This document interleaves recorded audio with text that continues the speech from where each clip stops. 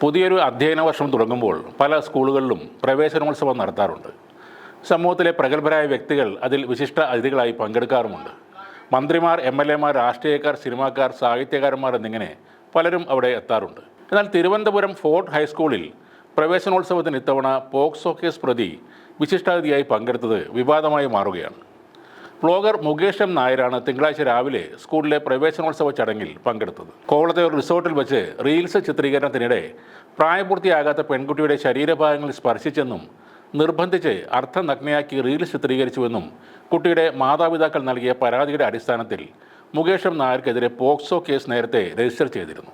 ആ കേസുമായി ബന്ധപ്പെട്ട അന്വേഷണം പുരോഗമിക്കുന്നതിൻ്റെ ഇടയിലാണ് മുകേഷ് നായർ ഫോർട്ട് ഹൈസ്കൂളിലെ ഈ പരിപാടിയിൽ പങ്കെടുത്തത്. എന്നാൽ മുകേഷ് നായർ വരുന്ന കാര്യം അറിയില്ലായിരുന്നുവെന്നും സ്കൂളുമായി സഹകരിച്ച് പ്രവർത്തിക്കുന്ന ഒരു സംഘടനയാണ് പരിപാടിക്കിടയിൽ മുകേഷിനെ കൊണ്ടുവന്നത് എന്നുമാണ് പ്രധാന അധ്യാപകൻ്റെ വിശദീകരണം. പരിപാടി പകുതി ആയപ്പോഴാണ് മുകേഷ് അപ്രതീക്ഷിതമായി എത്തിയതെന്നും പ്രധാന അധ്യാപകൻ പറഞ്ഞു. എന്നാൽ കാര്യങ്ങൾ അങ്ങനെയല്ല എന്നാണ് വ്യക്തമാകുന്നത്. ഇയാളുടെ മുകേഷ് എം നായരുടെ ഫോട്ടോ ചേർത്ത് അടിച്ച നോട്ടീസ് ഉണ്ടായിരുന്നു. അപ്പോൾ സംഘാടകർ അറിഞ്ഞുകൊണ്ട് തന്നെയാണ് മുകേഷ് നായരെ ഈ പ്രോഗ്രാമിലേക്ക് ക്ഷണിച്ചിട്ടുള്ളത്.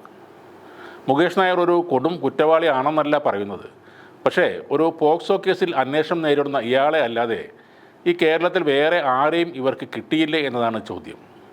അല്ലെങ്കിൽ അവിടുത്തെ പ്രധാന അധ്യാപകനോ മറ്റ് അധ്യാപകരോ ഇവിടെ നടക്കുന്ന കാര്യങ്ങളൊന്നും അറിയാത്തതുമാകാം കാരണം. പോക്സോ കേസ് വന്നപ്പോൾ ഇത് തനിക്കെതിരെ കെട്ടിച്ചമച്ച ഒരു കേസാണെന്ന് മുകേഷ് നായർ പറഞ്ഞിരുന്നു. അങ്ങനെ തെളിയിക്കാനുള്ള എല്ലാ തെളിവുകളും തൻ്റെ പക്കലുണ്ടെന്നും അഭിഭാഷകൻ മുഖേന ഇത് കോടതിയിൽ ഹാജരാക്കിയിട്ടുണ്ടെന്നും മുകേഷ് സാമൂഹ്യ മാധ്യമങ്ങളിൽ പോസ്റ്റ് ചെയ്ത ഒരു വീഡിയോയിലൂടെ പറഞ്ഞിരുന്നു. എന്നോട് ദേഷ്യമുള്ള ഒരു കൂട്ടം വ്ളോഗേഴ്സ് ചേർന്ന് നടത്തിയ ആരോപണമാണിത്. കാരണം മറ്റൊന്നുമല്ല, 1000-ലധികം ഉദ്ഘാടനങ്ങൾ ചെയ്ത് ലോക റെക്കോർഡുള്ള ആളാണ് ഞാൻ. 2000-ലധികം ബ്രാൻഡ് കൊളാബറേഷനും ചെയ്തിട്ടുണ്ട്. പക്ഷേ ഇവർക്കൊന്നും ഒരു വർക്കും കിട്ടുന്നില്ല. അത് എൻ്റെ കുറ്റമല്ല. ഞാനൊരു ബിസിനസ്സുകാരൻ കൂടിയാണ്. ഇൻഫ്ലുവൻസറായി അവിചാരിതമായി മാറിപ്പോയതാണ്. നല്ലൊരു ലൈഫ് സ്റ്റൈലിൽ ഇപ്പോഴും ജീവിച്ചു കൊണ്ടിരിക്കുകയാണ്. സോഷ്യൽ മീഡിയയിൽ എനിക്കെതിരെ ക്യാമ്പയിൻ നടന്നിട്ടുണ്ട്. എന്നാൽ ആദ്യമായിട്ടാണ് ഒരു പെണ്ണ് കേസ് വരുന്നത്. ഒരാളെ പെണ്ണ് കേസിൽ കുടുക്കിയാൽ ഉദ്ഘാടനത്തിനും പ്രമോഷനും വിളിക്കാൻ മടിക്കും. ഇതിൻ്റെ പിന്നിലുള്ള ആൾ കളിച്ച കളിയാണിതെല്ലാം. എല്ലാ തെളിവുകളുമുണ്ട്. കോടതിയിൽ കേസുള്ളത് കൊണ്ട് അധികം പറയാൻ പറ്റില്ല. ഇതാണ് അന്ന് മുകേഷ് നായർ പ്രതികരിച്ചത്. ഈ കേസിൻ്റെ കാര്യം തീരുമാനിക്കുന്നവരെ മുകേഷ് നായർ പോക്സോ കേസിൽ പേരുള്ള ഒരാളാണ്. 15 വയസ്സുള്ള പെൺകുട്ടിക്ക് നേരെയാണ് അതിക്രമമുണ്ടായത്. പെൺകുട്ടിയുടെ രക്ഷിതാക്കളുടെ പരാതിയിലാണ് പോലീസ് കേസെടുത്തിരിക്കുന്നത്. ഈ കേസ് നിലനിൽക്കെ തന്നെ ഇയാളെ വല്ല ബാറോ മസാജ് സെൻ്ററോ ഒക്കെ ഉദ്ഘാടിക്കാൻ വിളിക്കുമായിരിക്കും. എന്നാൽ ഒരു വിദ്യാലയത്തിൽ പ്രവേശനോത്സവത്തിൽ വിശിഷ്ട അതിഥിയാകാൻ അതിനു വീണ്ടും എന്ത് യോഗ്യതയാണ് ഇയാൾക്കുള്ളത് എന്നറിയില്ല.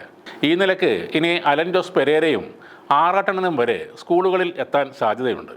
പ്രവേശനോത്സവം ആളുകളെ കൂട്ടുന്ന സെലിബ്രിറ്റിയെ വെച്ചല്ല നടത്തേണ്ടത്. കുട്ടികൾക്ക് മാതൃകയാക്കാവുന്ന ജീവിതത്തിലൂടെ നല്ല സന്ദേശം കൊടുക്കുന്ന വ്യക്തികളെയാണ് അവിടേക്ക് ക്ഷണിക്കേണ്ടത്.